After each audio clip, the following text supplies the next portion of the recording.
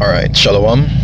I'd like to give all praises, honor, and glory to Yahweh Ba'Shem Yahushai. Double honors to the apostles and elders of Great Millstone that rule well. And salutations to the Akim around the world that pushes truth and sincerity. I'd like to touch on something short here entitled Rehearse the Righteous Act, because it's something we're supposed to be doing until the Messiah returns.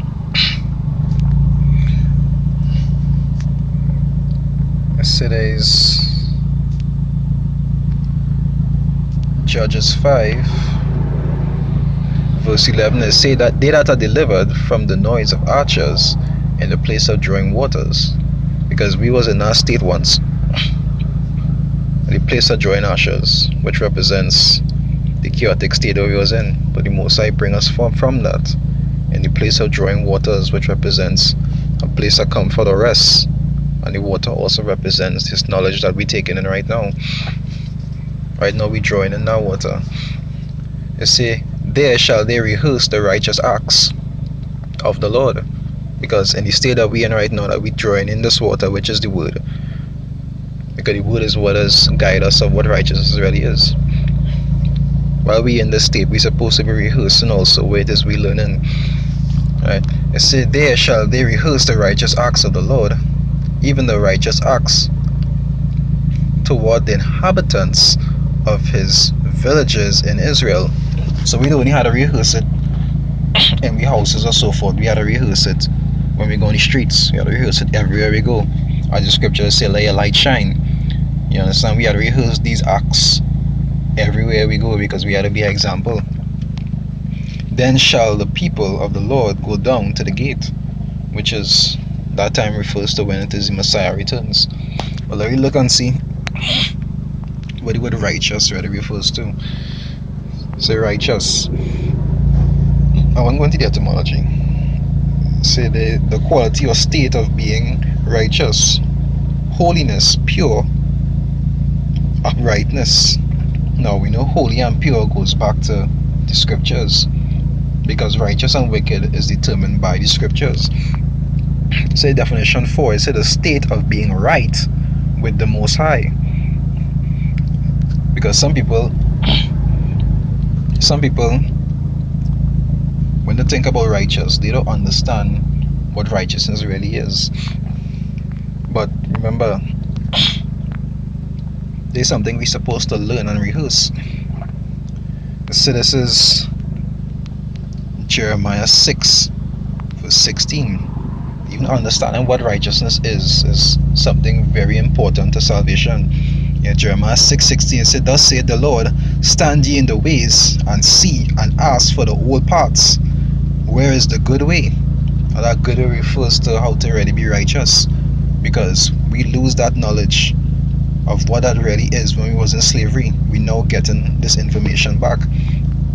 Right? Say ask for the and see and ask for the old path, which is how we really was supposed to be before we was as slaves, and they took that knowledge away from us. He said, where is the good way? And walk therein. So we're supposed to be seeking what righteousness really is, and trying to walk in that way. And ye shall find rest in your souls. But they said, we will not walk therein. Now this put it the ending pertaining to the people who would never change from being wicked.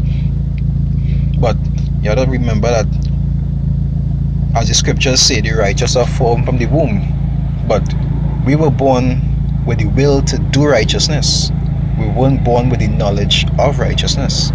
Which is why, even though we had it in ourselves before to try to be good, we didn't do it properly, because we didn't understand what good really was.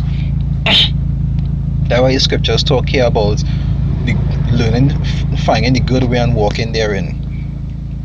Because we were given the ability, we were given that righteous spirit, but we now have to learn what is the correct way to go about it. And that is when, after we do that now, we have to rehearse that way. So learning it is the first step, and then walking in it is the second step, rehearsing it. Because it makes no sense to learn something that you're not going and utilize. If you're doing something like that, the Most High will take that ability away from you. So this is something very important. Always try to rehearse the righteous act, because you have a short time remaining. And no man could say he gonna live until the Messiah returns. You could die before that. But the Most High could take that spirit away from you if he see that you're not trying to rehearse that righteous act.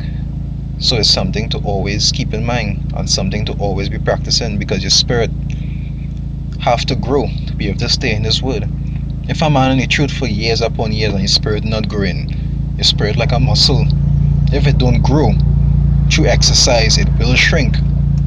And when it shrink, eventually you'll be too weak to even fight off the spirits that is try to get there from day to day, and they will consume you.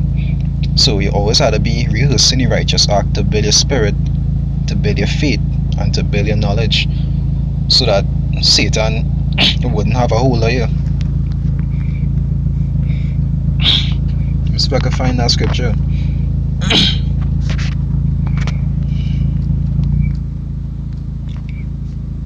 Get somewhere in Luke, but I don't remember exactly which part.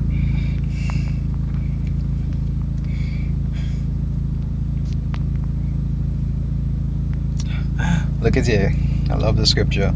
I say Luke 22 verse 31. And the Lord said, Simon, Simon, behold, Satan had desired to have you, that he may sift you like wheat. Which is how every righteous man in the world has been at this point in time. Right now, Satan desires to have you. So he does do things to get you weak, to get you to fall off. But when you rehearse the righteous act, he wouldn't be able to get you. The Most High will always have that hedge about you. So you always have to be trying to rehearse and build in your spirit, so that the spirits around you would not be able to consume you in this world. Alright, and with that, I'd like to give our praises, honor, and glory to Yahweh Ba'ashem Yahushai, double honors to the apostles and elders of Great Millstone that rule well, and salutations to the Akim around the world that pushes truth in sincerity. Shalom.